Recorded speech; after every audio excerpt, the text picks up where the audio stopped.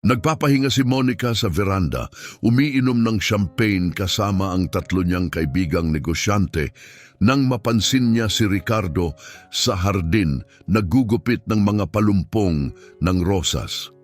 Isang kontentong ngiti ang lumitaw sa kanyang mukha. Kakakuha lang niya ng kontratang nagkakahalaga ng ₱250,000. Pakiramdam niya ay wala nang makakapigil sa kanya.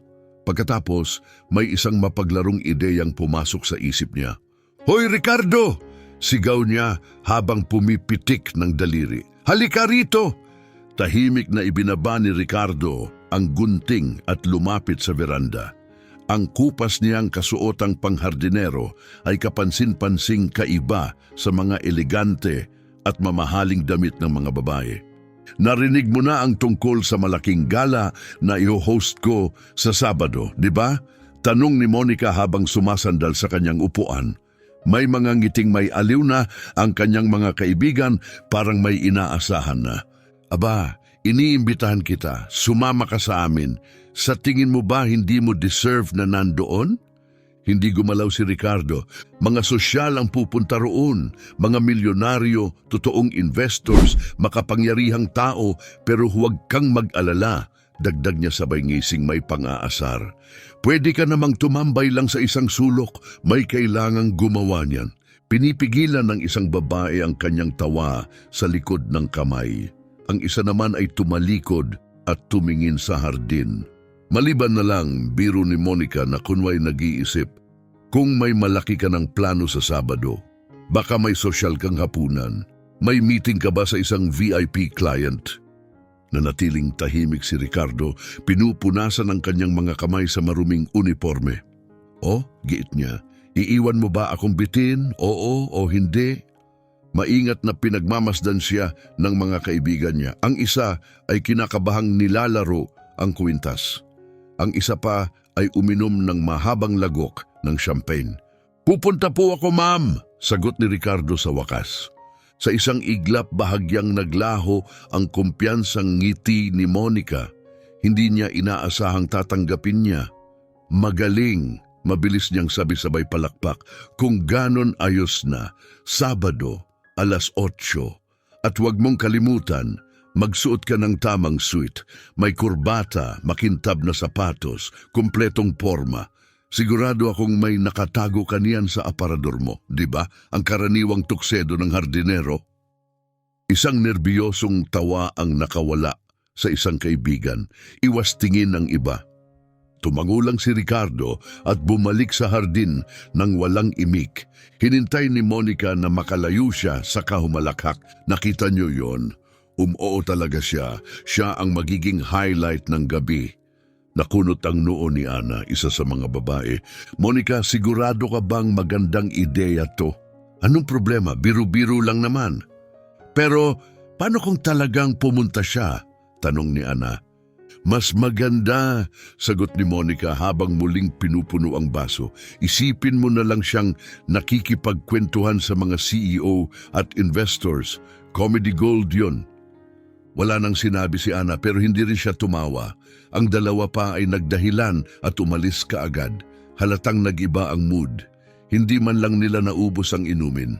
Nanatili si Monica sa veranda, puno ng pananabik. Sinimulan na niyang planuhin ang aliwan. Si Ricardo ang magiging sorpresa niya, isang naglalakad na biro para aliwin ang mga bisita. Matapos ang lahat ng hirap niya, pakiramdam niya ay karapat-dapat siyang magsaya. Sa mga sumunod na araw, hindi tumigil si Monica sa pagkukuwento. "Inimbitahan ko ang hardinero ko sa party," sabi niya sa mga kasalo niya sa business lunch. "Umuo talaga siya. Makapaniwala ba kayo?" May ilang tumawa, bagamat may ilan ding mukhang hindi komportable. "Sigurado ka bang tama yan?" muling tanong ni Ana habang iniikot ang baso ng alak. "Bakit hindi? Para lang sa tawanan." "Hindi ito tungkol sa kanya," marahang sabi ni Ana. "Tungkol ito sa magiging dating mo. Tandaan mo, dadalo si Augusto Santos. Sa tingin mo ba matutuwa siya?" Hindi na nagsalita pa si Ana. Matagal na niyang kilala si Monica at alam niyang kapag may desisyon na ito, hindi na siya uurong. Sa mansyon siniguro ni Monica na alam ng lahat ng staff ang mangyayari. Sabihin niyo sa lahat, sabi niya sa kasambahay na si Donna Fernanda. Pupunta si Ricardo sa party. Tumatawa siya habang sinasabi iyon. Si Donna Fernanda na 30 taon nang naglilingkod sa bahay ay kumunot ang noo, ngunit tumango. Marami na siyang nakita pero iba ang pakiramdam nito. Nang ibinahagi niya ang balita sa ibang staff, walang tumawa. Umiling si Jennifer, ang kusinera. Hindi ito magtatapos ng maayos, bulong niya. Bakit naman? Tanong ni Donna Fernanda. May kakaiba sa binatang yun. Hindi siya tulad ng iba. Baka dapat balaan natin siya. Kung magsalita tayo, iisipin niyang ipinagtatanggol natin siya. Seryosong sagot ni Jennifer. Baka tayo pa ang mapalayas. Hindi na tumutol si Donna Fernanda, tahimik siyang sumang-ayon. Palaging kalmado at magalang si Ricardo, hindi siya nagtataas ng boses o nagre-reklamo. At kapag kinukutya siya ni Monica, tahimik lang siyang nakikinig at bumabalik sa trabaho. Hindi iyon normal. Pagsapit ng Huwebes, natanggap na ni Monica ang kumpirmasyon ng lahat ng bisita. Humigit kumulang 80 tao ang inaasahan, kabilang ang malalaking investors, leader ng negosyo at mga politiko. Isa na roon si Augusto Santos, ang lalaking may kontrol sa grupong pinansyal na humahawak sa mga pautang ng kumpanya ni Monica. Kailangan niya itong mapabilib. Nakataya ang $5 milyong na linya ng kredito para sa bago niyang proyekto. Kailangang perpekto ang lahat. Para sa kanya, si Ricardo ay isa lamang munting libangan. Tinawagan niya ang event coordinator. Maglagay ka ng maliit na mesa sa isang sulok, sabi niya, para sa isang espesyal na bisita. Sa sulok, nagtatakang tanong ng planner. Oo, tama. Mas gusto niyang mag-isa. Maniwala ka. Ibinaba ni Monica ang telepono habang muling tumatawa. Kita na niya sa isip ang eksena. Papasok si Ricardo, awkward sa hiniram na damit, pilit na nakikibagay. Ipapakilala niya ito bilang ang kahangahangang hardinero at tatama ang biro. Isang gabing hindi malilimutan. Samantala, tahimik na nagpatuloy si Ricardo sa trabaho. Ginupit niya ang mga bulaklak, diniligan ang mga hydrangea at inayos ang hardin. Mula sa bintana ng kusina, pinagmamasdan siya ni Donna Fernanda. Parang hindi man lang siya nababahala, sabi niya kay Jennifer. Dahil hindi siya nababahala, sagot ni Jennifer. Alam na alam ng lalaking iyon ang ginagawa niya. Nung Biyernes ng hapon, nakatanggap ng tawag sa telepono si Ricardo. Nakatayo siya malapit sa fountain nang sagutin niya ito. Hello. Isang malalim at seryosong boses ang nagsalita sa kabilang linya. Handa na ba ang lahat para bukas? Opo. Gustong kumpirmahin ng iyong ama. Sigurado ka ba talaga? Tumingin si Ricardo patungo sa mansyon. Sa balkonahe, nakita niya si Monica, malakas na nakikipag-usap sa telepono, tumatawa at kumpas ng kumpas. Sigurado po, sabi niya. Sige, darating ang sasakyan eksaktong 8:00. Tinapos ni Ricardo ang tawag, ibinalik ang telepono sa bulsa at bumalik sa trabaho. Habang papalayo siya, si Donna Fernanda na naglalakad sa koridor ay hindi sinasadyang nakarinig ng kaunting bahagi ng usapan. Napahinto siya sa kanyang paglakad.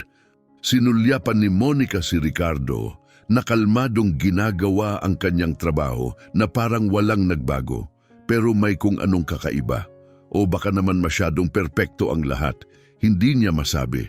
Nang gabing iyon, mag-isa siyang naghapunan sa malaking silid kainan. Muli niyang sinuri ang listahan ng mga bisita, marahil 10 beses na. Inisa-isa niya ang mga putahe sa menu, muling tiningnan ang mga dekorasyon, at siniguro na kontrolado ang bawat detalye. Mukhang perpekto ang lahat. Bandang 10:00, umakyat siya sa kanyang silid at nahiga, puno ng kumpiyansa. Sigurado siyang tagumpay ang magiging kinabukasan. Ngunit sa maliit na silid ng mga kasambahay sa likod ng bahay kung saan naninirahan si Ricardo, nanatiling bukas ang ilaw sa kanyang kwarto kahit tahimik na ang buong mansyon. At nang tuluyan itong mamatay, may isang bagay sa hangin ng mansyon ang tahimik na nagbago. Walang kaalam-alam si Monica, ngunit malalaman niya rin. At pagdating ng sandaling iyon, huli na ang lahat. Sa mga sumunod na araw, hindi pa rin matigil si Monica sa pagkukwento. Dinala pa niya ang usapan sa gitna ng isang business lunch noong Martes. Walang babala, bigla niyang inistorbo ang seryosong talakayan ng kanyang mga kasamahan. Oh, at hulaan niyo sa dati, sabi niya habang tumatawa. Inimbitahan ko ang hardinero ko sa party. Makapaniwala ba kayo na umuo siya? Nagpalitan ng mga hindi komportableng tingin ang tatlong lalaki sa mesa. Inimbitahan mo ang hardinero mo? Tanong ng isa. Tinaasa ng kilay ni Roberto. Siyempre, sagot ni Monica, aliw na aliw. Nakakatawa yon. Isipin mo siyang sinusubukang makipag-usap tungkol sa stock market. Hindi tumawa si Roberto. Mahigit 10 taon na siyang katrabaho ni Monica. Alam niyang kapag gusto nitong maging malupit, kaya nitong sumobra. Monica, sigurado ka bang matalino to? Nandoon si Augusto Santos. Kailangan mo ang pag-aproba niya. Eksakto, sabi niya na may malawak ng ngiti. Makakatulong to para maging mas relaxed ang gabi, pampagaan ng loob, pampawala ng tensyon. Lumapit si Roberto at ibinaba ang boses. Kung iisipin niyang pinagtatawanan mo ang isang tao, pwedeng bumalik sa'yo to. Mawawala ang 5 milyong pautang. At kapag bumagsak ka, kasama rin ako. Isipin mo yan. Pinagkibit-balikat lang siya ni Monica. Pinapalaki mo lang yan, Roberto. Hindi komportable, inayos ni Roberto ang ilang papeles at hindi na sumagot. Nagpatuloy ang usapan pero nagbago na ang bigat ng hangin sa paligid ng mesa. Sa mansyon, lalong tumitindi ang tensyon. Noong Miyerkules ng umaga, tinawag ni Monica ang lahat ng staff sa kusina. Gusto kong malinaw ito, sabi niya habang nakahalukip-kip. Dadalo si Ricardo sa party, isa siya sa mga bisita. Yumuko si Donna Fernanda ang tagapangalaga ng bahay at tumingin sa kanyang mga sapatos. At inaasahan kong tratuin ninyo ito na parang normal, dagdag ni Monica. Walang bulungan, walang tawanan sa harap niya. Ako na ang bahala sa iba. Pinisil ni Jennifer ang kusinera, ang kanyang mga labi at nanahimik. 25 taon na siyang nagtrabaho sa mga mayayamang bahay. Marami na siyang nakitang kakaibang gawain para sa aliw. Pero ito, iba ang pakiramdam. May tanong ba? Tanong ni Monica. Walang sumagot. Mabuti, bumalik na kayo sa trabaho. Tahimik na nagkanya-kanya ang staff. Sa pantry, hinila ni Jennifer si Donna Fernanda. Hindi ito magtatapos ng maayos, bulong niya. Alam ko, sagot ni Donna Fernanda, ang lalaking yon, iba siya. Pareho nilang napansin yon. Palaging napakagalang ni Ricardo. Hindi siya nagtataas ng boses. Hindi nagrereklamo. At kahit paano siya tratuhin ni Monica, tinatanggap lang niya iyon nang may tango at ipinagpapatuloy ang trabaho. Parang may hinihintay siya. Samantala, ipinagpatuloy ni Ricardo ang kanyang gawain. Ginapas niya ang damuhan, diniligan ng mga bulaklak at nilinis ang fountain na parang walang nangyayari. Mula sa loob ng bahay, madalas siyang silipin ni Monica sa bintana. May isang bagay siyang hindi maintindihan at iyon nang bumabagabag sa kanya. Noong Huwebes ng hapon, lumabas siya at nilapitan si Ricardo. Ricardo! Tawag niya. Nakaluhod ito, nagtatanim ng lavender. Kalmado siyang tumingin pataas. Kumpirmasyon lang, sabi niya. Pupunta ka pa rin sa Sabado, di ba? Huwag kang uurong. Opo, ma'am. Simple niyang sagot. Mabuti, nasabi ko na sa lahat na darating ka. Kapag hindi ka sumipot, nakakahiya para sa iyo. Walang sinabi si Ricardo at bumalik sa pagtatanim. Walang bahid ng emosyon. Nanatili si Monica sandali, umaasang may reaksyon, kaba, pag-aalinlangan kahit ano. Pero nanatili siyang kalmado at walang pakialam. Inis, tumalikod si Monica at pumasok sa bahay. Dumating ang Biyernes ng umaga kasama ang huling listahan ng mga bisita. 82 tao ang nagkumpirma.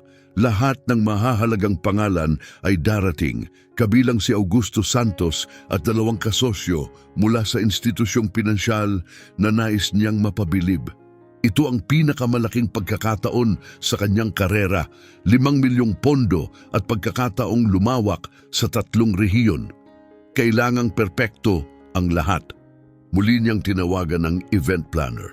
Gusto ko ng isang maliit na mesa na hiwalay, sabi niya. Sa kaliwang sulok ng ballroom, isang upuan lang. Para sa isang VIP guest, Mrs. Diaz. Eksakto. Mas gusto niya ang pribasya. Naiintindihan, ibinaba ni Monica ang tawag habang nakangiti sa sarili.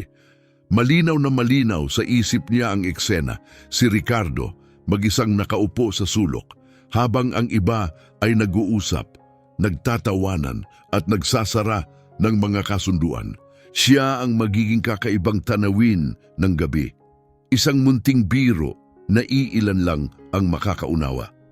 At kapag may nagtanong tungkol sa kanya, kaswal niyang sasabihin, "Oh, hardinero ko lang yan. Naisip kong maging mabait at imbitahan siya." Perpektong punchline. Noong hapon ding iyon, nakatanggap muli ng tawag si Ricardo. Malapit siya sa mga palumpong ng rosas at lumayo ng kaunti bago sumagot. "Hello?" Matatag at seryoso ang boses sa kabilang linya. "Handa na ba ang lahat para bukas?" "Opo." "Naroon ang sasakyan eksaktong 8:00. May kasama kang 2 security guard." "Naiintindihan." Tumawag ang iyong ama kanina. Gusto niyang tiyakin na sigurado ka rito. Tumingin si Ricardo sa mansyon. Sa bintana sa itaas, nakita niya si Monica na nasa tawag, dramatikong kumikilos at malakas na tumatawa. Alam na alam ko ang ginagawa ko," sabi niya. "Sige, kita tayo bukas." Tinapos niya ang tawag, ibinalik ang telepono sa bulsa at bumalik sa trabaho. Hindi kalayuan, naglalakad si Donna Fernanda sa koridor at narinig ang huling bahagi ng usapan. Napahinto siya. Pinagmasdan niya si Ricardo mula sa malayo.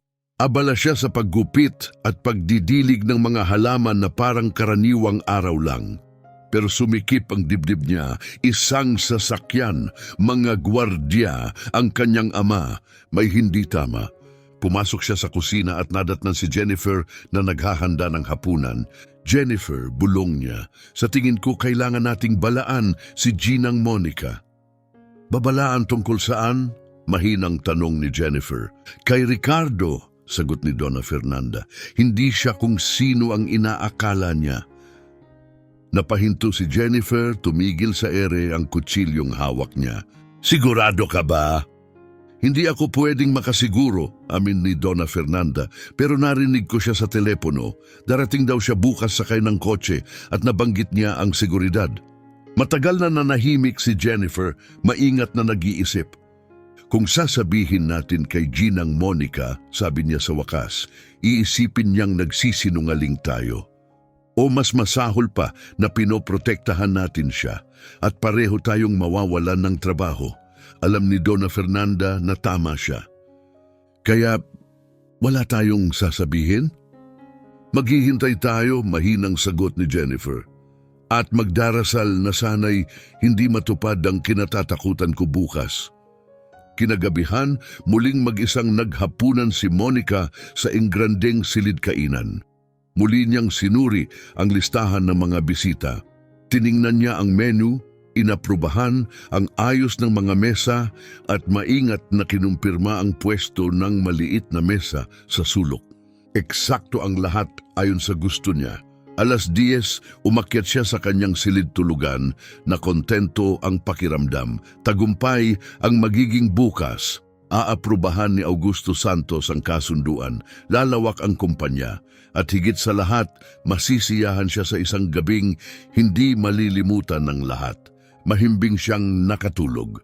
Ngunit sa maliit na silid sa likod ng bahay kung saan naninirahan si Ricardo, nanatiling bukas ang ilaw hanggang hating gabi. At nang tuluyan itong mamatay, isang maliit na maleta ang tahimik na nakapwesto sa tabi ng kama. Hindi pa alam ni Monica, ngunit babaguhin ng susunod na araw ang lahat. At kapag nangyari iyon, wala nang balikan. Dumating ang Sabado ng umaga na maliwanag at malinaw. Nagising si Monica alas 7 ng umaga na puno ng sigla. Mahimbing ang tulog niya, puno ng panaginip ng palakpakan, mga pinirmahang dokumento, at mga basong champagne na itinataas sa pagdiriwang. Suot ang kanyang robe, bumaba siya sa kusina na may ngiti. Naghahanda ng almusal si Jennifer. Nag-aayos naman ng mga sariwang bulaklak si Donna Fernanda para sa dekorasyon. Magandang umaga, masayang bati ni Monica. Malaking araw ngayon? Magandang umaga po, ma'am, sagot ni Donna Fernanda nang hindi tumitingin. Nagbuhos si Monica ng kape at umupo sa mesa. Nasaan si Ricardo? Tanong niya, sumilip sa bintana. Walang laman ng hardin. Humingi po siya ng day off kaninang madaling araw, sagot ni Donna Fernanda. May personal daw siyang aasikasuhin. Malakas na tumawa si Monica. Siyempre, malamang paikot-ikot yun sa buong syudad, naghahanap ng suit, kawawang lalaki. Pinisil ni Jennifer ang kanyang mga labi ngunit nanatiling tahimik.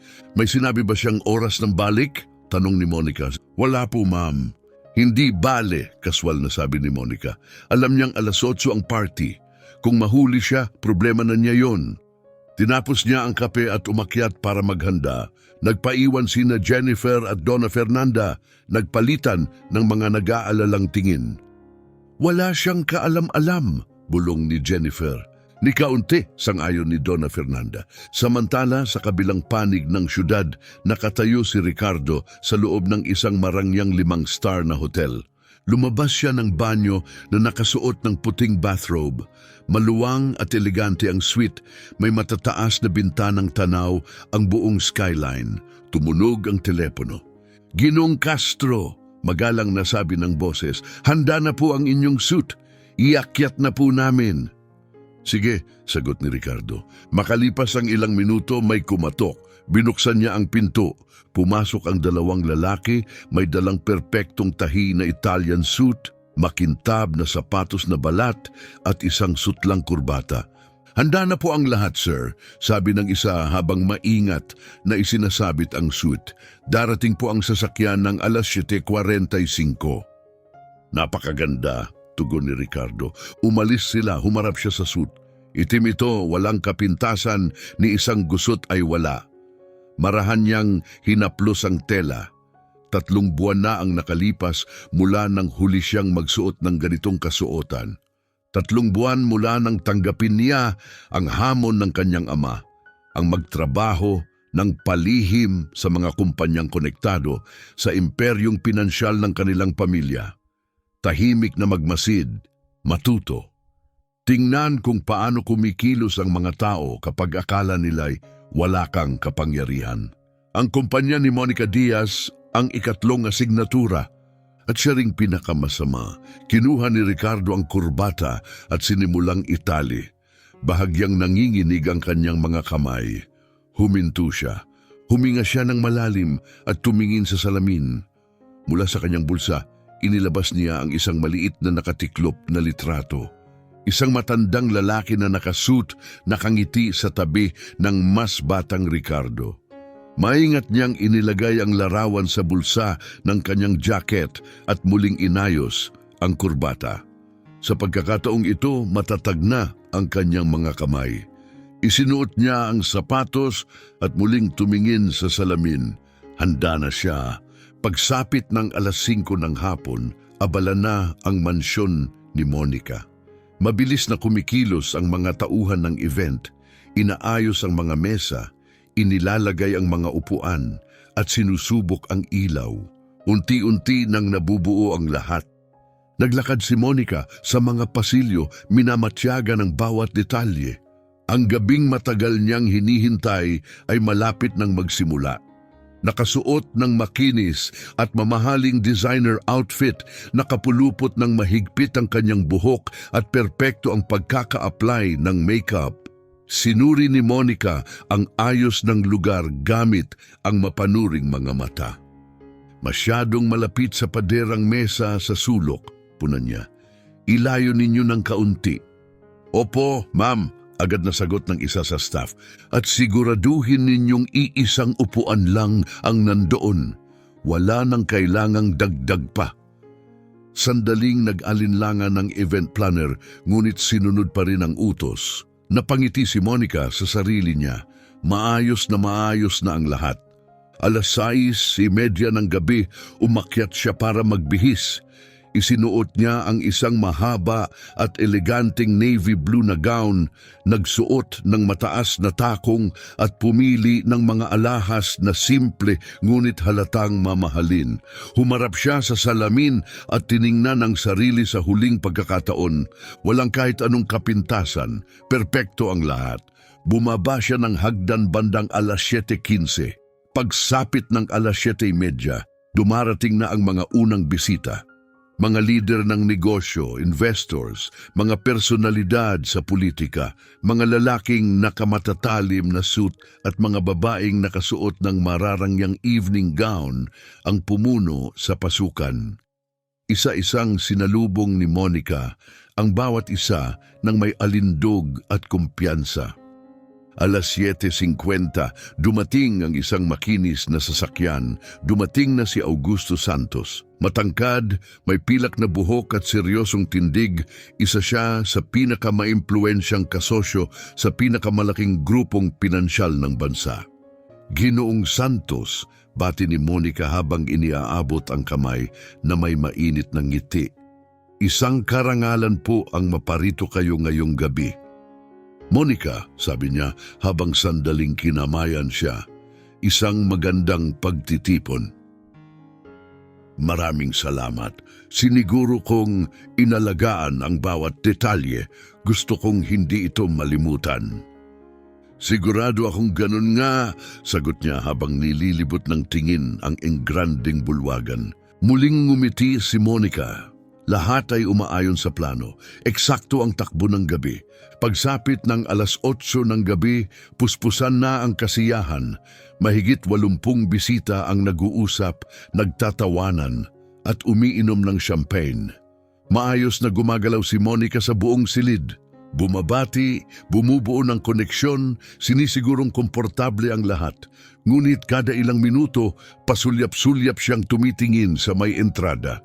Hindi pa rin dumarating si Ricardo. Umatras ba siya? Naisip niya. Unti-unting naiirita. 8:10, yumuko siya sa isang kaibigan at bumulong. Sabi ng hardinero ko darating siya pero baka natakot. Nerbyosong tumawa ang kaibigan. Pagsapit ng 8:15, lalo siyang naiinis. Walang saysay ang biro kung hindi ito mangyayari. At pagkatapos, 8:20 nangyari iyon, isang mababang bulungan ang nagsimula sa unahan ng silid. Huminto ang mga usapan, lumingon ang mga ulo, natigil ang mga hakbang. Lumingon si Monica at napigil ang kanyang paghinga. Isang makintab na itim na limusin ang huminto sa harap ng mansyon. Bumaba ang driver, naglakad patungo sa likurang pinto at ito'y binuksan. Lumabas si Ricardo. Nakasuot siya ng perpektong itim na suit, sutlang kurbata, makintab na sapatos na balat at maayos na nakaayos ang buhok. May 2 lalaking nakasuot ng kaparehong suit ang sumunod sa kanya. Umakyat siya sa mga hagdan ng kalmado at may kumpiyansang hakbang. Natahimik ang buong silid, nakatutok ang lahat ng mata sa kanya. Mabilis na tumibok ang dibdib ni Monica, hindi dahil sa kaba, kundi dahil sa aliw. Bigla siyang tumawa ng malakas. Tingnan niyo nga naman, sigaw niya, sapat na lakas para marinig ng lahat. Talagang bongga ang pasok ni Ricardo.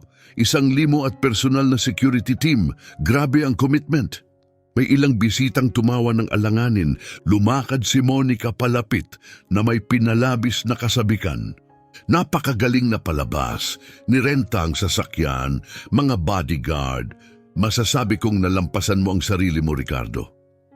Tahimik at hindi komportable ang mga nakapaligid. Hindi sumagot si Ricardo. Tinitigan lang niya si Monica. Humarap siya sa mga bisita. mas lalong lumapad ang ngiti. Mga kaibigan, ito si Ricardo, ang hardinero ko. Inimbitahan ko siya ngayong gabi dahil naisip kong magiging masaya para sa kanya na makilala ang mga matagumpay na tao. Alam niyo na, para mapalawak ang kanyang mundo, isang alanganing halakhaka ng kumalat sa silid. Ricardo, dagdag niya sabay turo sa likod na sulok, may inihanda akong espesyal na mesa para sa'yo. Sige, pakiramdam mo'y nasa bahay ka lang. Inasahan niyang mag-aatubili siya, yuyuko sa hiya at tahimik na uurong. Ngunit sa halip, bahagya lamang tumango si Ricardo at kalmadong naglakad patungo sa kabilang panig ng bulwagan.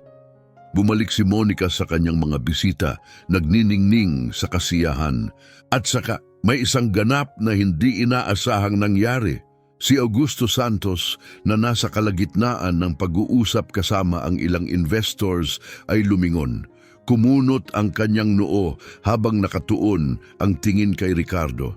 Pagkatapos, nagsimula siyang maglakad papalapit. Tahimik na pinanood ng lahat ang makapangyarihang negosyante habang tinatawid niya ang silid. Pagdating niya kay Ricardo, iniabot niya ang kamay at malinaw na sinabi, "Ginoong Castro, tunay na ikinagagalak kitang makita rito." Isang nakakabinging katahimikan ang bumalot sa bulwagan. Nanigas si Monica, tila nawala ang sahig sa ilalim ng kanyang mga paa. Kumindat siya, isa, dalawa. Tama ba ang narinig niya? Ginoong Castro. Si Augusto Santos, ang pinakamahalagang bisita ng gabi, ay kinakausap si Ricardo ng may paggalang. Kinakamayan siya ng may tunay na paghanga. Tahimik na nakamasid ang mga bisita. Naramdaman ni Monica ang pag-init ng kanyang mga pisngi. Pinilit niyang ngumiti at mabilis na lumapit, bahagyang mataas ang tono ng boses. "Ginoong Santos, mukhang nagkakilala na po kayo ni Ricardo. Nagtatrabaho siya rito. Hardinero ko siya. Siya ang nag-aalaga ng paligid." Humarap si Augusto sa kanya, walang mabasang emosyon sa mukha. "Nagtatrabaho siya rito?" tanong niya. "Opo," mabilis na sagot ni Monica. "Naisip ko lang pong maging mabait at imbitahan siya. Para makaranas ng ibang kapaligiran, makakilala ng mga bagong tao." Tumingin si Augusto mula kay Ricardo patungo kay Monica, saka muling bumalik kay Ricardo. "Hardinero," mabagal niyang inulit. "Tama po," sabi ni Monica, pilit na tumatawa ng nerbyoso. "Pero huwag po kayong mag-alala, alam niya kung paano umasal. Siniguro ko yan mismo." Nanatiling tahimik si Ricardo, kalmado pa rin ang kanyang mukha gaya ng dati. Pagkatapos, may isang executive na nakatayo sa tabi ni Augusto ang lumapit. Tila nasa 50 taong gulang ito, nakaayos sa isang matalim na kulay abong suit, walang mabasang emosyon sa mukha. "Ginoong Castro," sabi niya habang inaabot ang kamay. "Carlos Martinez, Chief Financial Officer. Tunay pong ikinagagalak ko kayong makilala ng personal." Kinamayan siya ni Ricardo na may magalang na tango. Ang kasiyahan ay akin. Parang gumuho ang sahig sa ilalim ng mga paa ni Monica. "Ginoong Castro?" Ulit niya, nabibiyak ang boses. Walang sumagot, isa pang executive ang lumapit kay Ricardo at isa pa, isa-isa, lumalapit ang bawat isa. Lahat may paggalang. Sa kabilang panig ng bulwagan, nagsimulang umalingaw-ngaw ang mga bulungan. Sino siya? Castro, yan ang apelyido niya. Hindi pwede. May mga taong naglabas ng kanilang mga telepono, mabilis na nagtatype, ipinapakita ang mga screen sa mga kausap. Unti-unting lumakas ang ingay. May isang babae ang tumingin kay Monica, saka agad na umiwas ng tingin. Isang negosyante ang palihim na lumabas ng pinto, hawak na ang telepono sa kanyang tainga. Namumutla na si Monica, nakatitig siya kay Ricardo, litong-lito at tila nilulunod ng pangyayari. Humarap si Augusto sa kanya. "Monica, nang kunin mo siya, alam mo ba kung sino talaga siya?" "Ako, kinuha ko siya bilang hardinero," nauutal niyang sagot. "Wala siyang sinabi sa akin." "Siyempre wala," sagot ni Augusto, "dahil hindi mo kailanman tinanong." Lalong bumigat ang katahimikan sa silid. Dahan-dahang lumingon si Monica, ang buong silid ay nakatingin sa kanya. May ilang may awa ang tingin, ang iba naman may pagkasuklam. Biglang isang malakas na pagbagsak, may waiter na nakahulog ng baso. At ang tunog ay parang pagsabog na bumasag sa katahimikan. Sinubukan ni Monica na tumawa, ngunit naputol at nabulunan ito. Ito, biro lang, di ba? Ricardo, ano nung nangyayari? Sa wakas, nagsalita siya. Kalmado at kontrolado ang kanyang boses, gaya ng lagi. Hindi ito biro, Ginang Diaz. Ang pangalan ko ay Ricardo Castro. Anak ako ni Eduardo Castro, ang nagtatag ng Castro Group. Nanigas ang buong silid. May bumulong, balita ito sa front page bukas ng umaga. Nanghina ang mga tuhod ni Monica. Ikaw ay... Oo, sagot niya. Wala nang dagdag. Mahigpit na hinawakan ni Monica ang kanyang pitaka hanggang mamuti ang mga buko ng kanyang mga daliri. Pero hindi mo sinabi. Hinayaan mo akong maniwala. Hindi mo kailanman tinanong kung sino ako. Sagot ni Ricardo. Nagpalagay ka. Umiling si Augusto, halatang hindi komportable. Monica, kailangan nating mag-usap sa pribado. Tumango siya, wala nang masabi. Ngunit bago pa sila makalayo, lumapit si Roberto, isa sa matagal na niyang business partner. Nanginginig ito, maputla ang mukha. Monica! Bulong niya habang hinahawakan ang braso niya. Inimbitahan mo ang anak ng nagtatag ng Castro Group bilang biro ng party mo? Hindi ko alam, pabulong niyang sagot, nangingibabaw ang takot. Hindi na mahalaga yon, pinahiya mo siya sa harap ng lahat. Akala ko hardinero lang siya. At sa tingin mo ba mas gumagaan yon?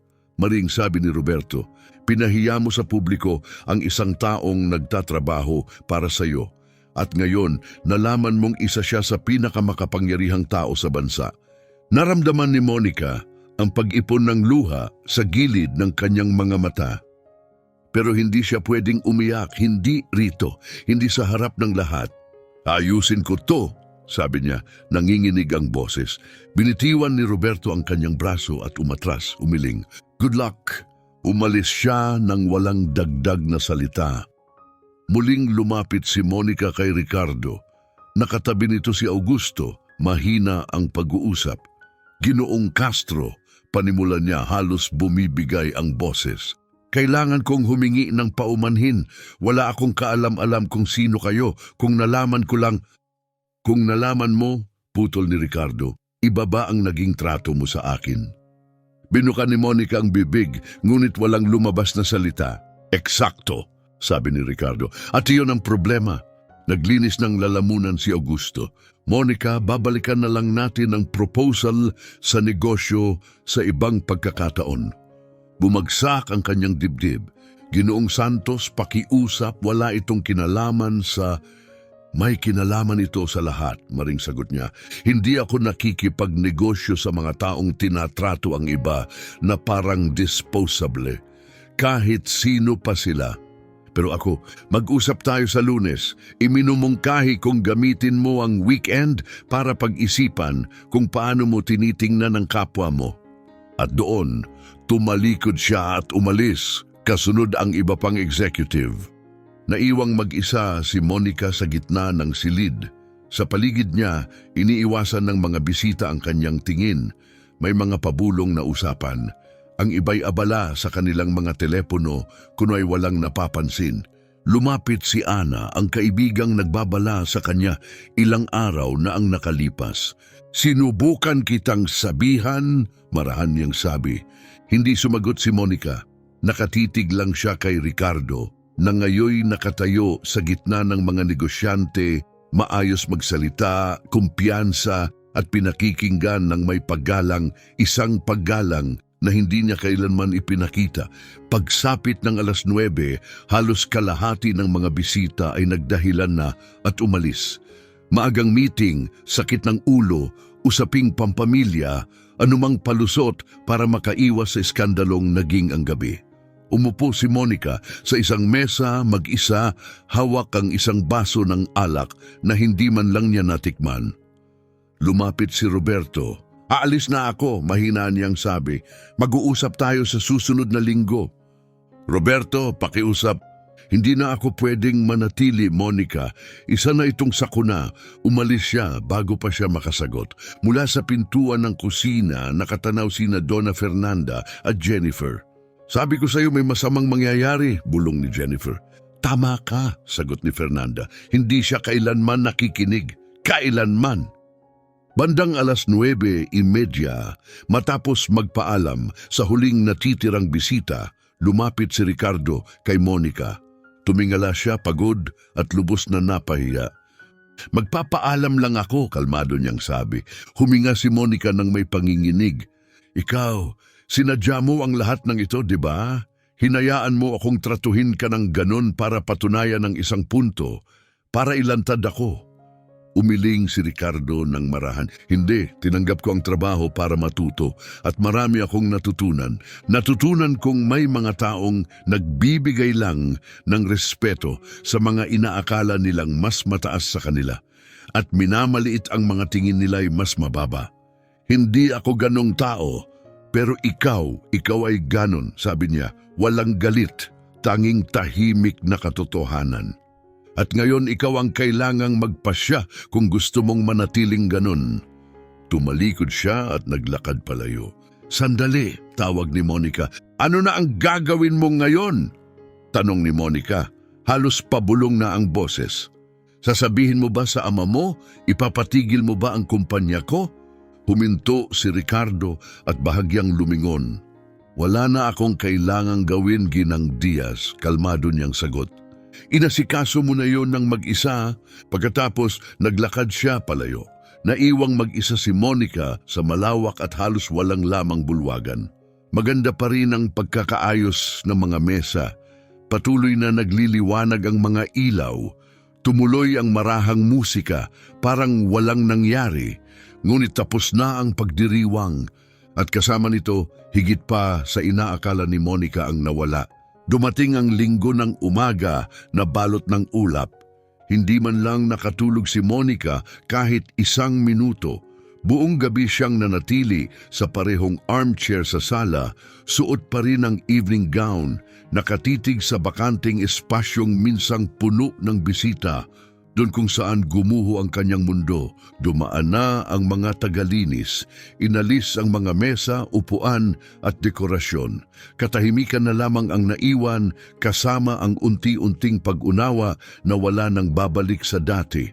7:00 ng umaga, dumating si Donna Fernanda para magtrabaho. Natagpuan niya si Monica sa parehong pwesto, namumula ang mga mata, maputla ang mukha. Ma'am, marahan niyang tanong, hindi po kayo natulog? Hindi sumagot si Monica. Tahimik na naghanda si Donna Fernanda ng kape at inilapag ang tasa sa harap niya. Hindi man lang ito tinignan ni Monica. Alam niya, bulong ni Monica, paos at pagod ang boses. Alam niya kung sino talaga siya. At hinayaan pa rin niya akong tratuhin siya ng ganun. Nanatiling tahimik si Donna Fernanda. So bakit? Tanong ni Monica humarap sa kanya. Bakit hindi niya ako pinigilan? Dahil hindi ka kailanman nagtanong, marahang sagot ni Donna Fernanda. Tiningnan mo siya, humusga ka, at ni minsan ay hindi mo sinubukang alamin kung sino talaga siya. Pumikit si Monica, tila sinusubukang takasan ang katotohanan. Hindi na niya kailangang sabihin, alam niyang tama si Donna Fernanda. Sinira ko ang lahat. Oo, sagot ni Fernanda, tapat at tahimik. Masakit ang mga salita, ngunit wala nang lakas si Monica para tumutol. 9:00 ng umaga, tumunog ang telepono. Sinulyapan ni Monica ang screen. Si Roberto. Sinagot niya, "Hello? Monica, kailangan nating mag-usap. Ngayon na." "Roberto, linggo ngayon." "Wala akong pakialam. Darating ako riyan sa loob ng 20 minuto." Ibinaba niya ang tawag bago pa siya makasagot. Piliting umakyat si Monica sa itaas. Hinubad niya ang sirang damit pang party, pumasok sa shower at nagsuot ng maong at simpleng blusa. Tiningnan niya ang sarili sa salamin para siyang tumanda ng 10 taon. Dumating si Roberto eksakto sa oras. Pumasok siya nang hindi na naghihintay ng paanyaya, matigas at walang emosyon ang mukha. Umupo ka, sabi niya, itinuturo ang sopa. Tahimik na sumunod si Monica, nanatiling nakatayo si Roberto, nakahalukip-kip. May ideya ka ba kung ano ang ginawa mo kagabi? Alam ko, pabulong niyang sagot. Hindi, mariing sabi ni Roberto, hindi mo talaga alam. Pinahiya mo ang anak ng nagtatag ng Castro Group. Ang kumpanya nila ang nagpopondo sa kalahati ng mga pangunahing proyekto natin. Hindi ko alam kung sino siya, paulit-ulit niyang sabi. At sa tingin mo ba, sapat na yon? Tanong ni Roberto, puno ng hindi makapaniwalang tono. Pinagtawanan mo ang sarili mong empleyado sa harap ng mga investor, executive, mga taong pinagkakatiwalaan natin. Tumingin sa malayo si Monica, pilit nilulunok ang papalaking takot. Tumawag sa akin si Augusto Santos kaninang umaga, patuloy ni Roberto. Umatras siya sa kasunduan. Lahat ng 5 milyon, wala na. Sinabi niyang ayaw na niyang magkaroon ng anumang ugnayan. Bumagsak ang sikmura ni Monica. At hindi lang siya, dagdag ni Roberto. 3 pang investor na nandoon kagabi ang nagpadala ng mensahe. Muling sinusuri nila ang kanilang partisipasyon. Nagsimulang manginig ang mga kamay ni Monica. Ayusin natin ito, mahina niyang sabi. May paraan pa. Tinaasan ni Roberto ang boses. Paano natin mabubura ang imaheng inilagay mo sa kumpanya na ang CEO natin ay tinatrato ang mga tao na parang basura hanggat wala silang titulo? Hindi ko. Ginawa mo, putol niya. Bumagsak si Roberto sa upuan, kinukuskos ang mukha. Monica, 10 taon kitang katrabaho. Nakita kitang itayo ang negosyong ito mula sa wala. Pero ang ginawa mo kagabi, lumampas ka sa hangganan. Bumigat ang katahimikan sa pagitan nila. Ano ang dapat kong gawin? Mahina niyang tanong, parang bata. Hindi ko alam, amin ni Roberto, pero kailangan natin ng damage control at ngayon na. Lunes ng umaga, maagang dumating si Monica sa opisina. Buong linggo niyang pinag-isipan ang lahat ng posibleng hakbang, lahat ng estratehiya, anumang paraan ng pag-alis. Ngunit habang mas iniisip niya, mas malinaw na walang mabilis na solusyon. Pagpasok niya, naroon na ang sekretarya niyang si Paula sa mesa. Magandang umaga, Ginang Diaz, sabi ni Paula. Tensyonado ang boses. Magandang umaga, patag na sagot ni Monica. May mga mensahe ba? Nag-alinlangan si Paula. Opo, tumawag po ang press office. May mga kumakalat na chismis tungkol sa nangyari sa party nung Sabado, sabi ni Paula. Nanigas si Monica sa kinatatayuan. Anong klasing chismis? Maingat niyang tanong, na pinahiya raw ninyo sa publiko ang anak ng isang malaking negosyante, sagot ni Paula. May mahigpit na buhol na nabuo sa sikmura ni Monica. At may iba pa ba? 3 meeting sa mga kliyente ang kinansela ngayong umaga. Sinabi nilang ire-reschedule nila pero wala pong binigay na bagong petsa. Marahang tumango si Monica, pilit na pinananatiling kalmado ang anyo. Salamat, Paula. Tumalikod siya at pumasok sa kanyang opisina, marahang isinara ang pinto sa likuran. Umupo siya sa kanyang silya, blangkong nakatitig sa computer, sa mga papeles at sa mga litrato sa dingding. Mga sertipiko, mga parangal, mga tagumpay. Lahat ng binuo niya sa loob ng maraming taon, unti-unting gumuho. Dahil lang sa isang malupit na biro. 10:00 ng umaga tumunog ang kanyang telepono, hindi pamilyar ang numero. Nagatubili siya bago sagutin. Hello? Ginang Diaz, sabi ng formal na boses sa kabilang linya. Ako po si Jorge Santos, personal na assistant ni Ginoong Eduardo Castro. Nanlamig ang dugo ni Monica. Eduardo Castro, ama ni Ricardo, pinuno ng Castro Group. Opo, pilit niyang nasabi. Nais po kayong makausap ni Ginoong Castro bukas 2:00 ng hapon dito po sa headquarters. Pumikit si Monica, hindi yun paanyaya, utos iyon. Opo, darating po ako. Mabuti, kita-kits po bukas. Naputol ang linya. Nanatiling nakatayo si Monica, hawak pa rin ang telepono. Alam niya kung ano ang ibig sabihin ng pulong na iyon. Isasara ni Eduardo Castro ang lahat. Mga kontrata, mga pautang, mga ugnayan. Sisiguraduhin niyang hindi na muling makakakuha ng kasunduan ng kanyang kumpanya. Siya mismo ang may gawa nito. Kinagabihan, huli nang umuwi si Monica. Tahimik ang mansyon. Nakauwi na si Donna Fernanda. Umakyat siya, nagpalit ng damit at humiga sa kama, ngunit hindi siya nakatulog. Paulit-ulit bumabalik sa isip niya si Ricardo kung paanong tahimik itong nagtrabaho. Tinanggap ang mga insulto, tiniis ang kanyang pangungutya at ni minsan ay hindi gumanti dahil hindi niya kailangan. Alam niya kung sino siya at ngayon alam na rin niya kung sino siya mismo. Isa siyang taong humuhusga sa iba batay sa trabaho, sa suot, sa antas ng buhay. Isang taong inaakalang nakakatawa ang ipahiya ang mga tingin niyang mas mababa sa kanya. Humiga siyang paharap habang tuluyang tumulo ang mga luha. Hindi lang siya nawala ng pondo, hindi lang siya nawala ng mga kliyente. Nawala ang kanyang reputasyon, ang kanyang respeto sa sarili. At ang pinakamasakit sa lahat, alam niyang karapat-dapat siya sa bawat naging bunga nito. Noong Martes, eksaktong 2:00 ng hapon, pumasok si Monica sa punong tanggapan ng Castro Group, isang matayog na gusaling salamin sa gitna ng syudad. 30 palapag ang taas, isang malinaw na simbolo ng kapangyarihan at impluensya. Sumakay siya ng elevator patungo sa ika-25 palapag, kung saan matatagpuan ang pribadong opisina ni Eduardo Castro. Isang receptionist ang sumalubong sa kanya at ginabayan siya papasok sa isang malaking conference room na may malawak na tanawin ng skyline. Sandali na lang po at darating na si Ginoong Castro, sabi ng babae bago umalis. Umupo si Monica, basa ng pawis ang kanyang mga palad. Malakas ang tibok ng kanyang puso. Bumukas ang pinto. Pumasok si Eduardo Castro, matangkad, marangal, may pilak na buhok. Taglay niya ang parehong tahimik na lakas ng kanyang anak.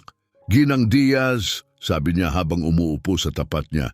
Ginoong Castro, sagot niya, nanginginig ang boses. Nagbukas siya ng isang folder at inilatag ang ilang dokumento. Maging maikli tayo, panimula niya. Ikinuwento sa akin ng anak ko ang lahat tungkol sa kanyang karanasan sa inyong kumpanya. Mabigat na huminga si Monica. Ginoo, ako. Itinaas niya ang kamay. Hayaan mo muna akong tapusin. Nanahimik siya. Sumali si Ricardo sa isang immersion program, paliwanag ni Eduardo. Pumili siya ng 3 kumpanyang konektado sa aming grupo upang magtrabaho nang hindi nagpapakilala. Layunin nitong obserbahan kung paano tratuhin ng mga nasa kapangyarihan ang mga taong nagsisilbi sa kanila. Namula si Monica sa hiya. Sa unang 2 kumpanya, patuloy ni Eduardo habang nakatingin sa kanyang mga mata. Siya ay tinrato ng may respeto. Kahit bilang hardinero, binigyan siya ng dignidad. Huminto siya sandali.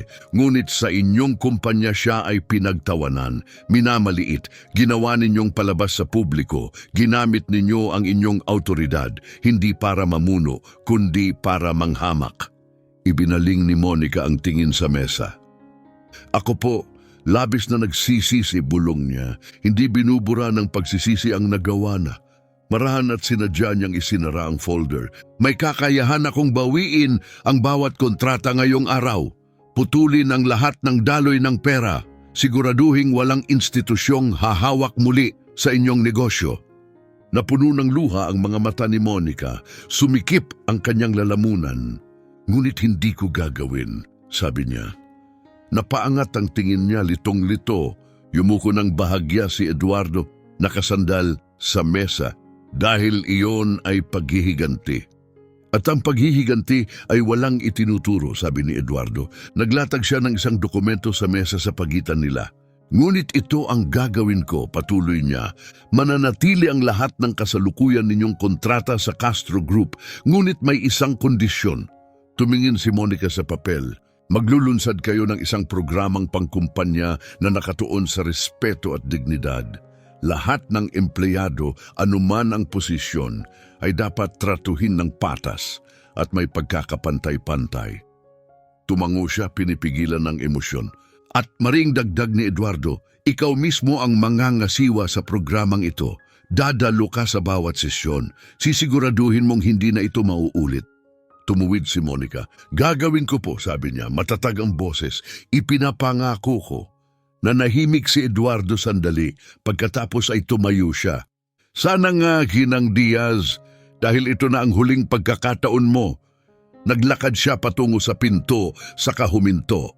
Sinabi sa akin ng anak ko na may kakayahan ka, na may binuo kang totoo, na masipag ka. Tumingin si Monica sa kanya nagulat. Huwag mong sirain ang lahat ng iyon sa pagpili ng kalupitan. At sa mga salitang iyon, tuluyan siyang lumabas. Nanatiling nakaupo si Monica, mahigpit na hawak ang dokumento. Binigyan siya ng awa, ngunit hindi ng walang kapalit. Lumabas siya ng gusali ng Castro na nanginginig. Hindi niya nawala ang lahat, ngunit nawala ang kanyang yabang. At ngayon, kailangan niyang gawin ang pinakamahirap sa lahat.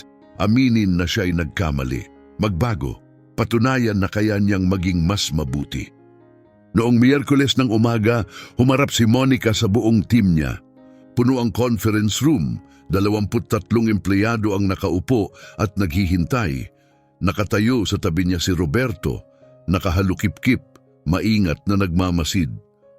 Magandang umaga sa inyong lahat, panimula ni Monica, bahagyang nanginginig ang boses.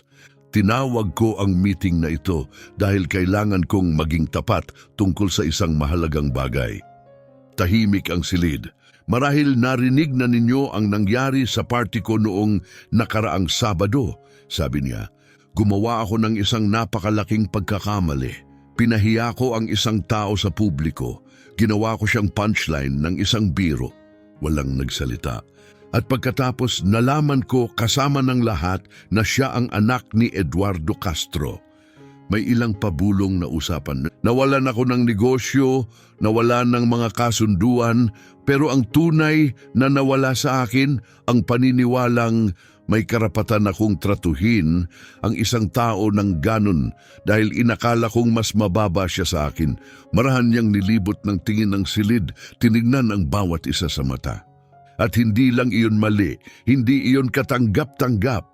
Huminga siya ng malalim. Mula ngayon, magpapatupad tayo ng bagong patakaran sa kumpanya. Isang patakarang nakabatay sa respeto, sa pagkakapantay-pantay. Anuman ang papel ng isang tao, karapat-dapat siyang tratuhin ng may dignidad. Nagtaas ng kamay si Paula, ang kanyang sekretarya, bahagyang nag-aalangan.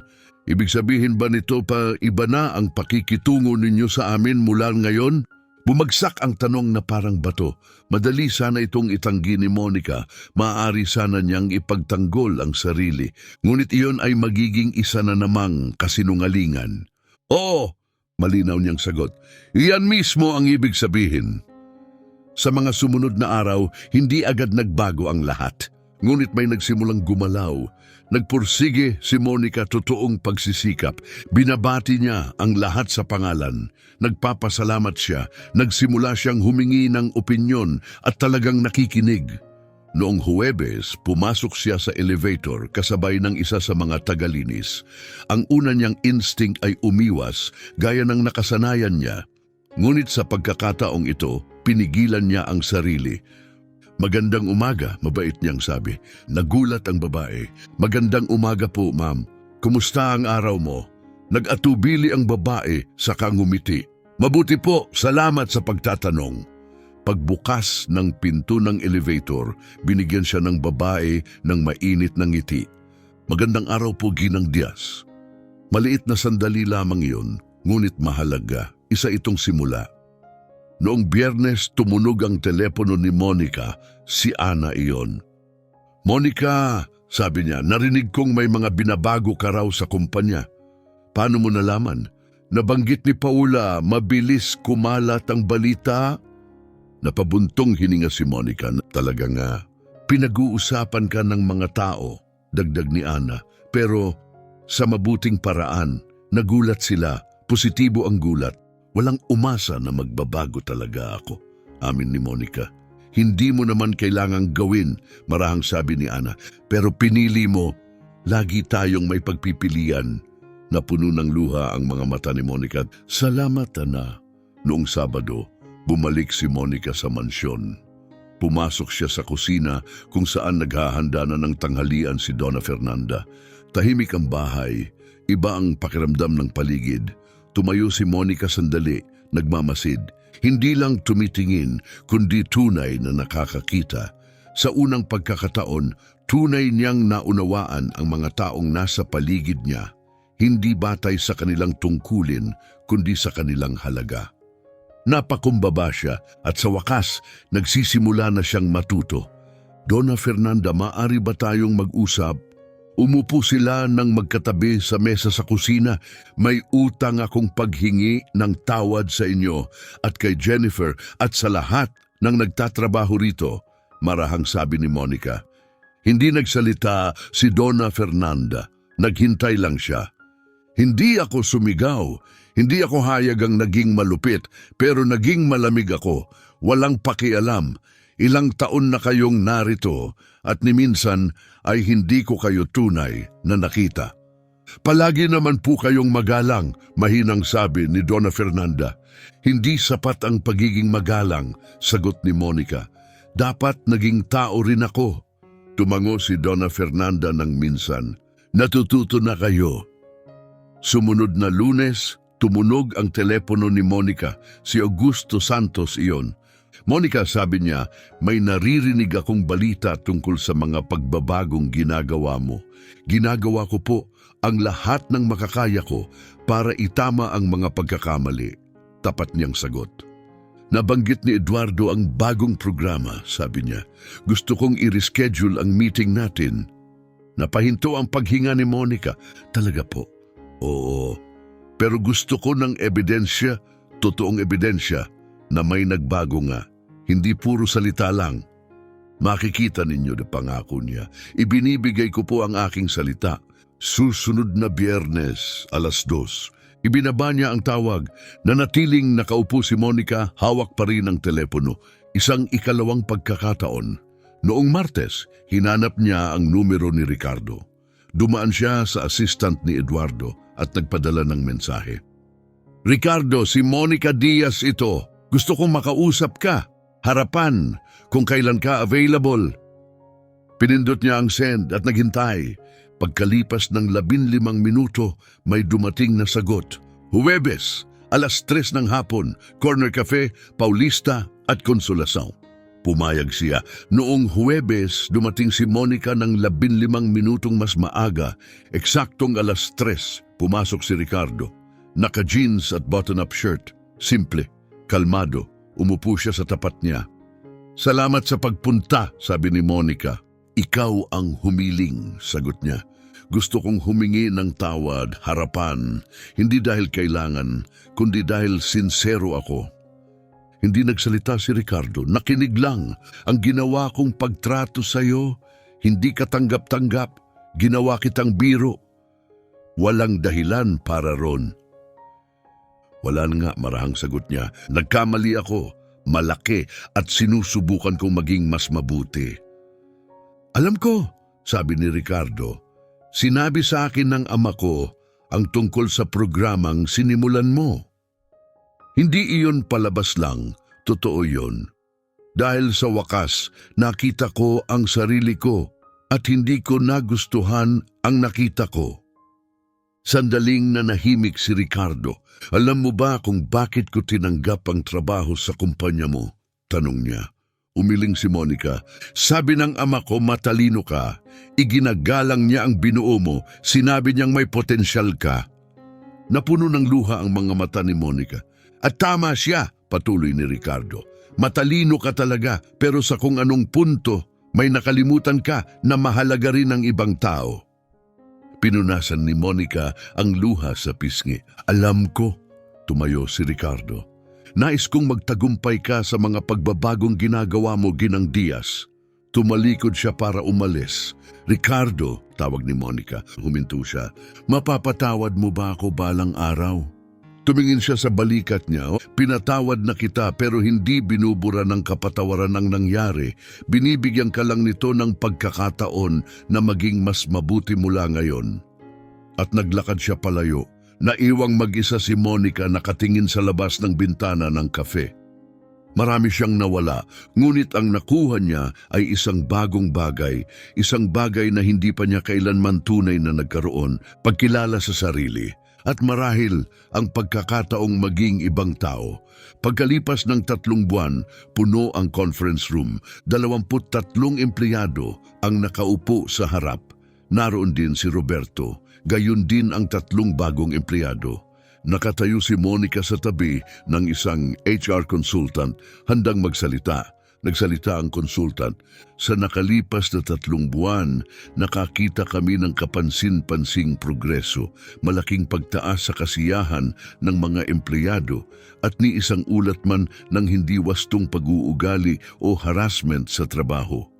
May mahinang palakpakan habang paakyat pa lamang si Monica para magsalita. Bumukas ang pinto ng conference room. Pumasok ang isang floor manager, hawak sa braso ang isang miyembro ng cleaning staff. Paumanhin sa pag-abala, sabi niya, halatang iritado. Pero kailangan ko itong ayusin agad. Iniwan niya ang banyo sa 2 palapag nang hindi bitawan mo ang braso niya, mariing sabi ni Monica. Nanigas ang manager. Paumanhin? Bitawan mo ang braso niya, muli niyang sinabi.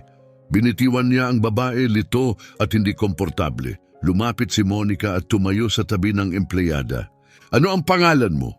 Marahang tanong ni Monica. Sandra po, ma'am. Sandra, ano ang nangyari? Ako po ay lumabas sandali para kunin ang mga kulang na gamit. Pagbalik ko, magulo na naman ang banyo at... Humarap si Monica sa manager. Hinawakan mo siya dahil lang sa banyo? Gusto ko lang pong ayusin agad ang sitwasyon. Sa harap ng isang punong silid, tanong ni Monica habang nililibot ng tingin ang mga taong nakamasid. Bumigat ang katahimikan. Hindi mo ba nakikita kung ano ang mali roon? Namula ang mukha ng manager sa hiya. Ako po ay humihingi ng paumanhin. Hindi sa akin ka dapat humingi ng tawad, sabi ni Monica, sabay tango patungo kay Sandra. Humarap siya rito. Pasensya na! Bahagyang tumango si Sandra, kinakabahan pa rin. Marahang huminga si Monica sa kahumarap sa buong grupo. 3 buwan na ang nakalipas, sabi niya. Hindi ako magsasalita. Baka ginawa ko rin ang ganun o mas malala pa.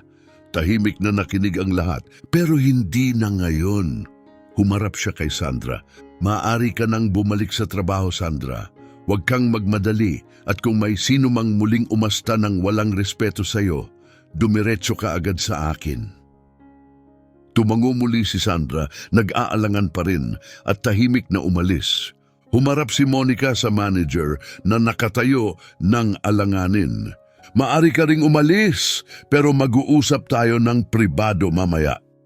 Mabilis itong lumabas, bumalik si Monica sa harap ng silid. Ito, sabi niya, ang itsura ng tunay na pagbabago. Hindi lang ito tungkol sa mga numero at graph. Tungkol ito sa kung paano tayo kumikilos kahit walang nanonood. May isang analyst ang nagsimulang pumalakpak. Sumunod ang iba, sumikip ang lalamunan ni Monica, ngunit pinigilan niya ang luha.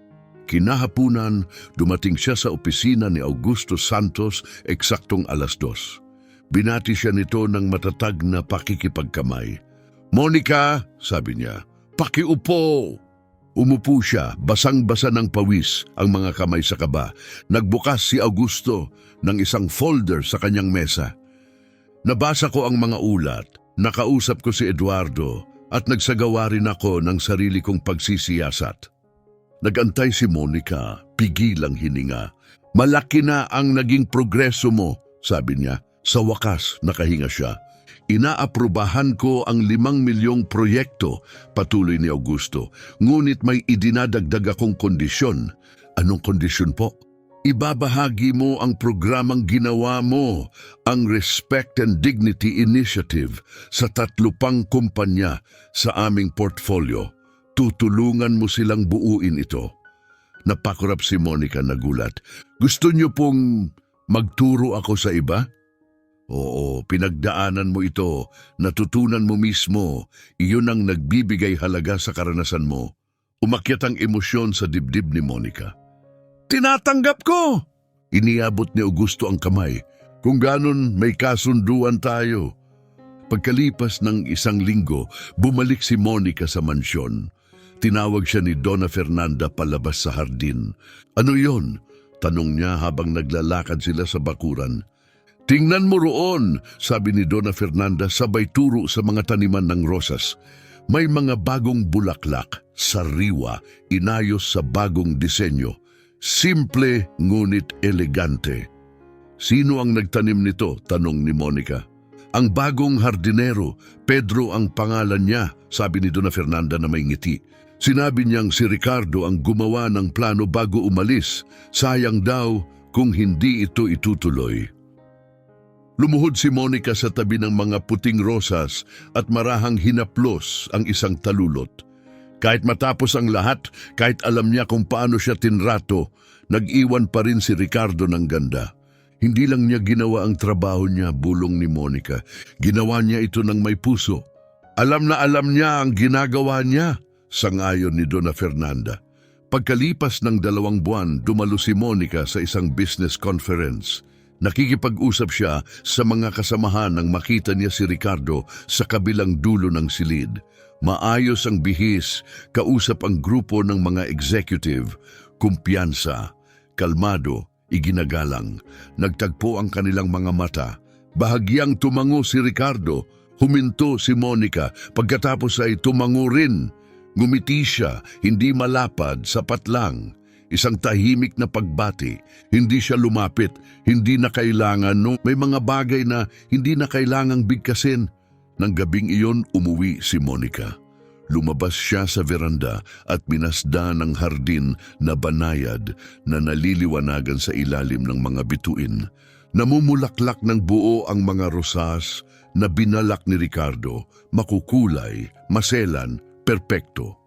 Inabutan siya ni Donna Fernanda ng isang tasa ng tsaa. Salamat, Fernanda, mainit na sabi ni Monica. Walang anuman, sandali silang umupo sa mapayapang katahimikan, yakap ng tahimik na gabi. Alam mo, marahang sabi ni Monica, halos sirain ko ang lahat, ang kumpanya ko, ang pangalan ko, ang kinabukasan ko. Halos, sagot ni Donna Fernanda, ngunit hindi mo ginawa. Sinwerte ako na bigyan ako ng 2 pagkakataon. Tiningnan siya ni Donna Fernanda ng may kabaitan. Hindi, sabi niya, pinili mong magbago nung pinakamahalaga. Ibinaling ni Monica ang tingin pabalik sa hardin sa mga bulaklak na kumikislap sa ilalim ng malambot na ilaw. At sa unang pagkakataon, matapos ang mahabang panahon, may naramdaman siyang bago. Kapayapaan. Maraming tao ang nabibigyan ng 2 pagkakataon. Marahang sabi ni Donna Fernanda.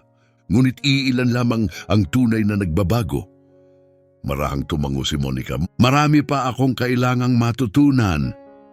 Lahat tayo. Banayad na tugon ni Fernanda. Pagkalipas ng 6 na buwan, nakatayo si Monica sa entablado sa harap ng isang puno na auditorium. Inimbitahan siyang magsalita sa isang business event tungkol sa pagbabago sa loob ng mga organisasyon. May gusto akong ikwento sa inyo, panimula niya, kalmado ngunit matatag ang boses.